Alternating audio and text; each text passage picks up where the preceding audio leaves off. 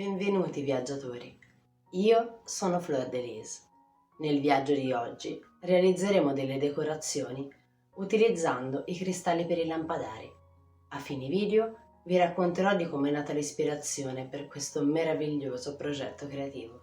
E adesso iniziamo il nostro viaggio.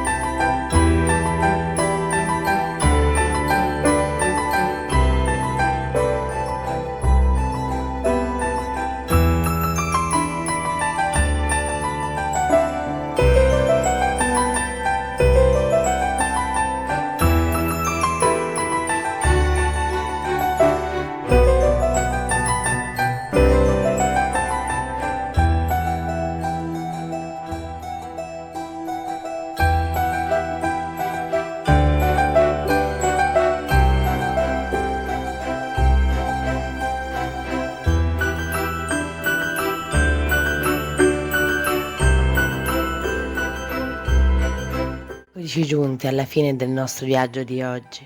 L'ultima cosa che voglio raccontarvi è com'è nata l'ispirazione per questo progetto creativo. Il progetto di oggi è un progetto veramente semplice da realizzare, ma secondo me di grandissimo effetto. Sapete ormai quanto mi piacciono i cristalli dei lampadari. Li uso per creare orecchini e collane e ho pensato, visto come brillano con la luce, di utilizzarli per realizzare delle meravigliose decorazioni da appendere. In questo caso, una volta terminate, io li ho appesi a dei bellissimi rami argentati che avevo nello studio, già adornati di luci. Ma sono una bellissima idea anche per realizzare delle luccicanti decorazioni per il vostro albero di Natale o perché no per addobbare le vostre finestre.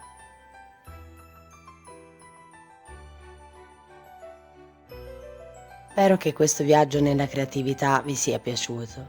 Vi aspetto nel prossimo video e se volete continuare a viaggiare insieme a me in questo fantastico mondo, non perdetevi gli altri video e iscrivetevi al canale se non lo avete ancora fatto. E se volete contattarmi per delle informazioni o chiacchierare con me, vi lascio tutti i link in descrizione. Ci vediamo nel prossimo viaggio.